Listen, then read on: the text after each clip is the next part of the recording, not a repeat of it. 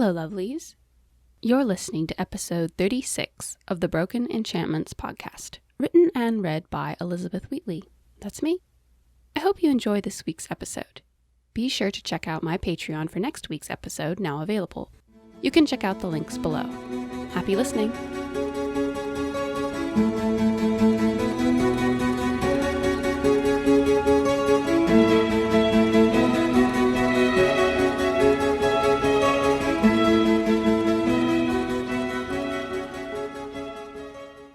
Janir didn't remember falling asleep, but she woke to a kink in her neck.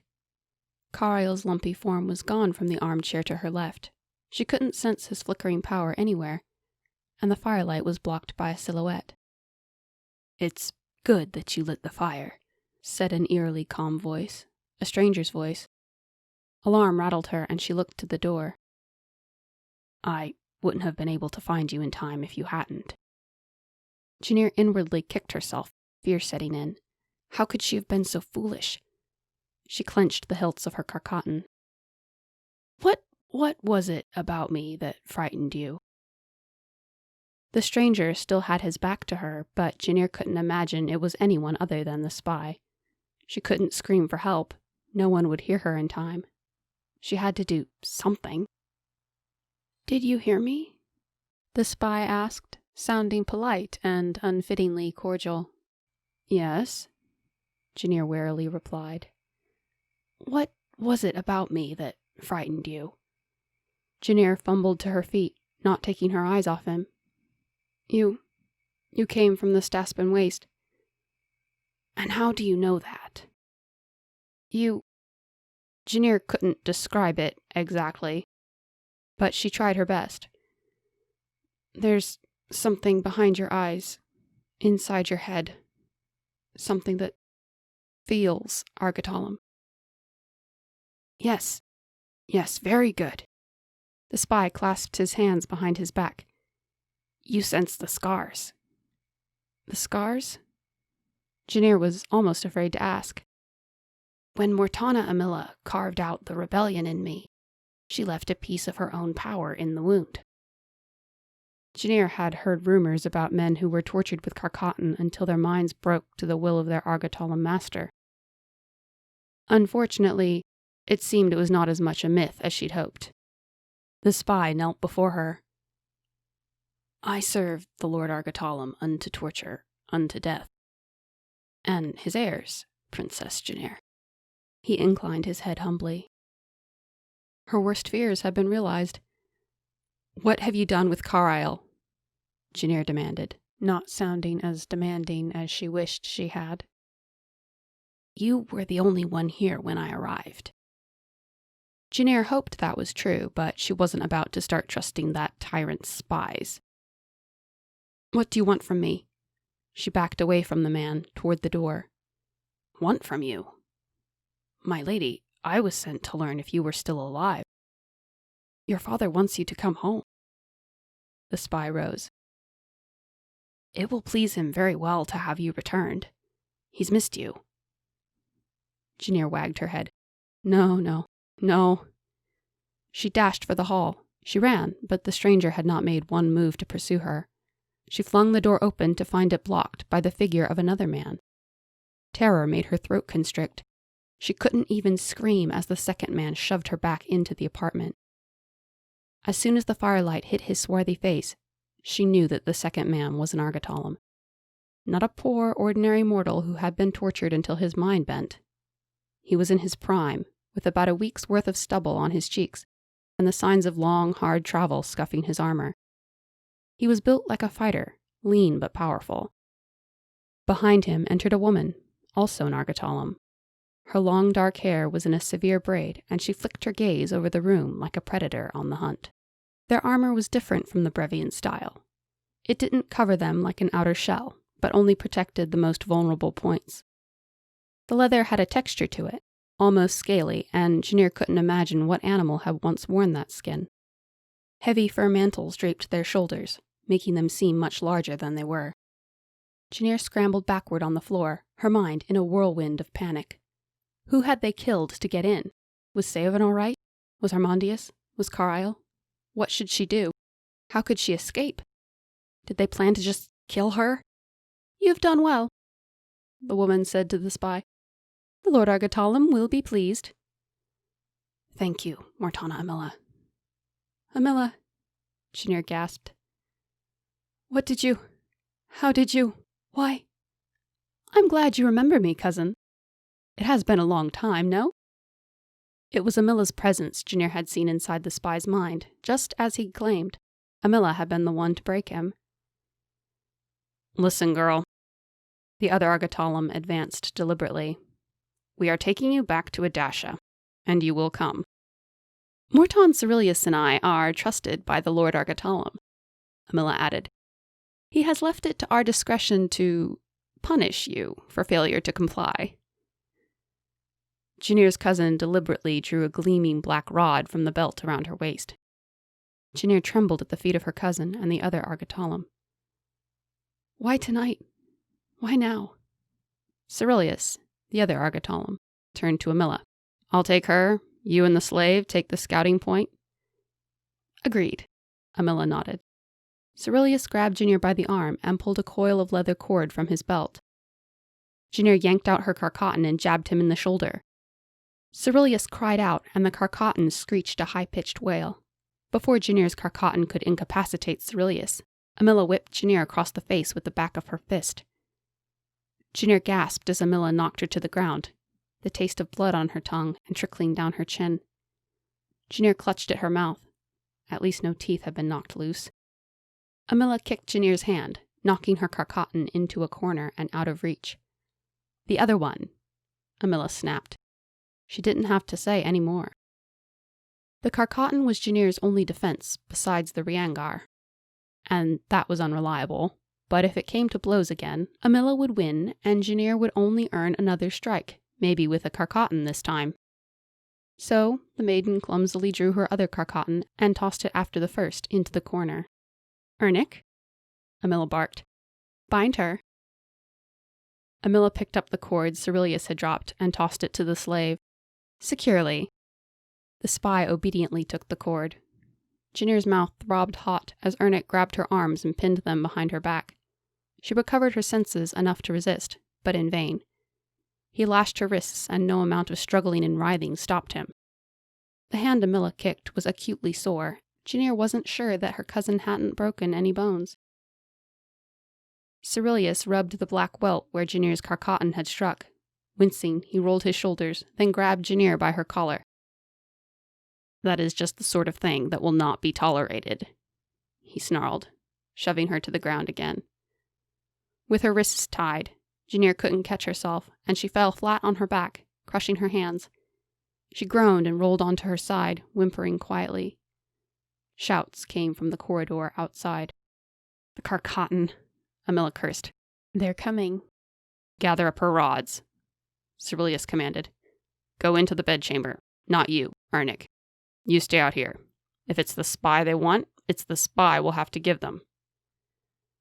Amilla had picked up Janir's carcatan and stood with an unpleasant grimace. Janir wasn't sure if it was because carcatan stung whoever didn't own them, or because Amilla was loath to sacrifice her whatever Ernick was. Ernick turned to Amilla.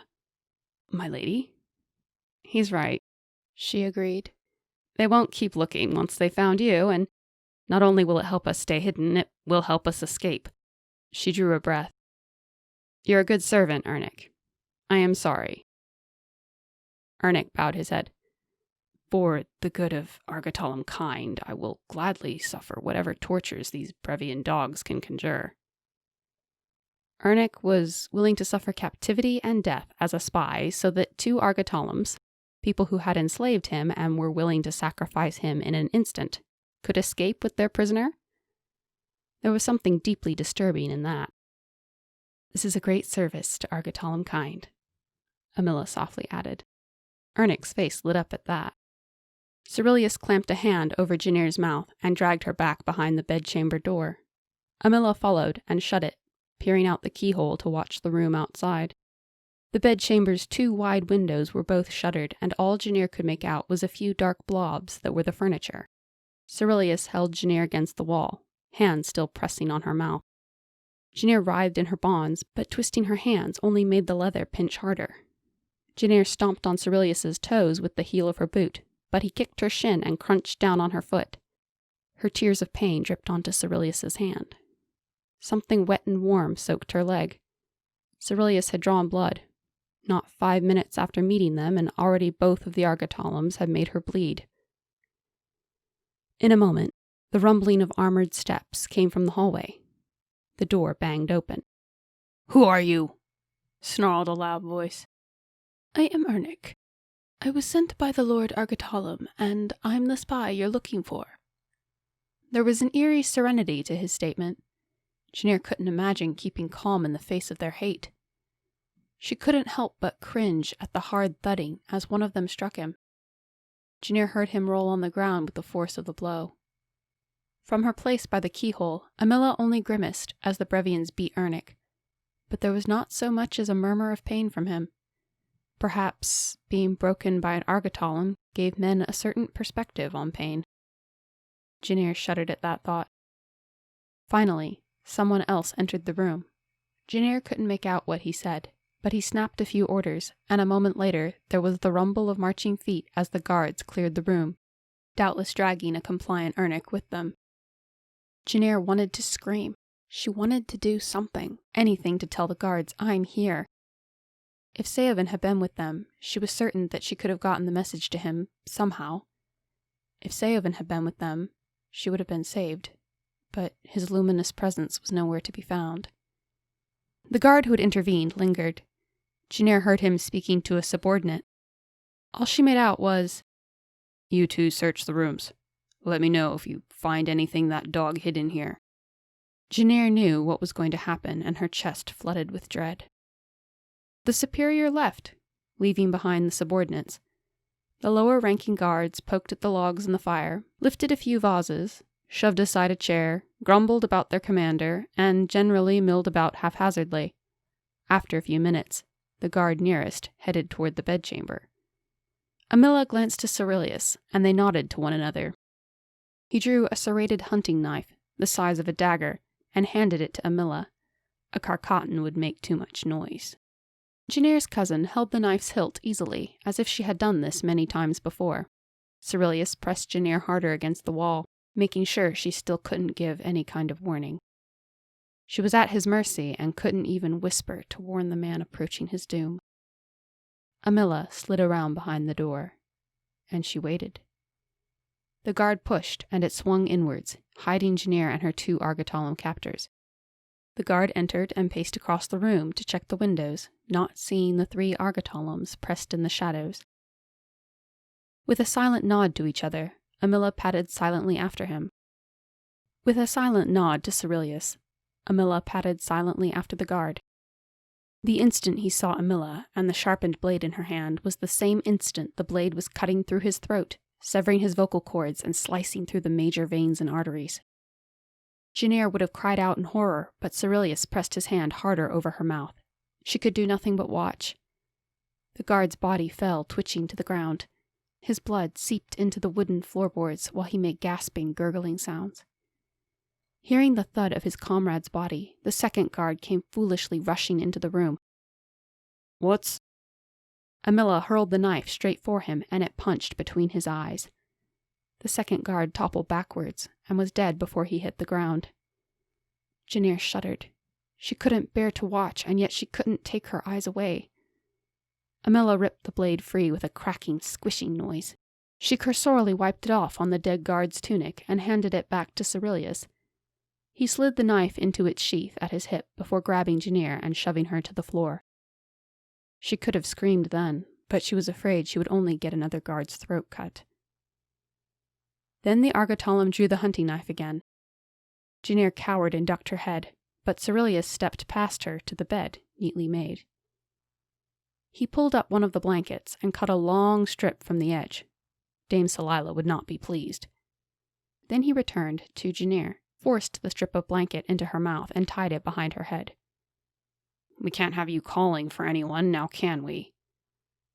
Cerilius dragged Janir back to her feet as the guard's body finally stopped twitching. "Lead the way, Mortana Amila." Janir's cousin stepped over the guard's body at the threshold. She peered out the door, then motioned for Cerilius to follow. Janir lashed out again. She slammed her weight backwards into Cerilius and struck him in the mouth with the back of her head, kicking at him. Cerilius hardly reacted. He only grunted angrily and shoved her ahead of him, sending her stumbling into Amilla. Amilla punched Janir in the stomach, doubling her over. Cerilius grabbed Janir's hair and yanked her along as they marched down the corridor, keeping to the shadows. Janir was already sore. She dreaded to think what would happen after days with the other two Argetallams. She prayed that Carlisle was all right and that Seovan would come for her.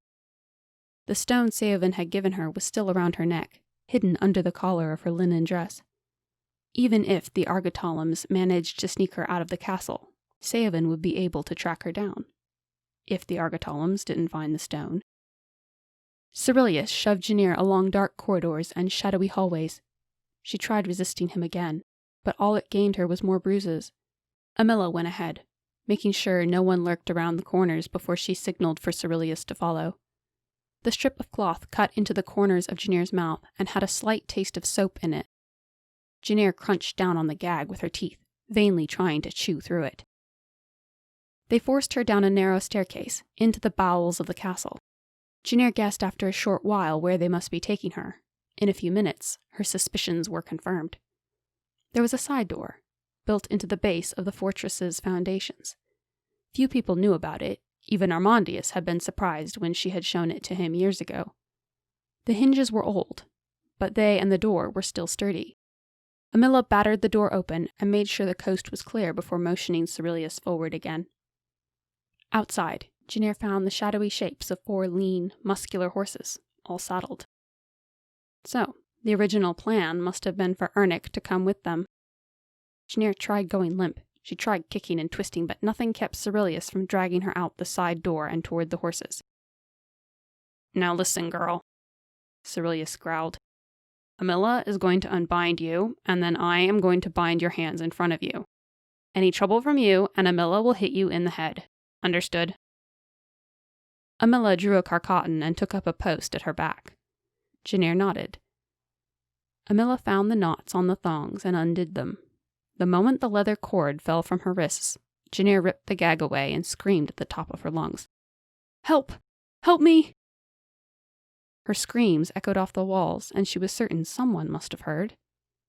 There was a sudden sharp pain at the back of Janir's head, searing and burning like nothing she had ever imagined, and the world swam out of focus.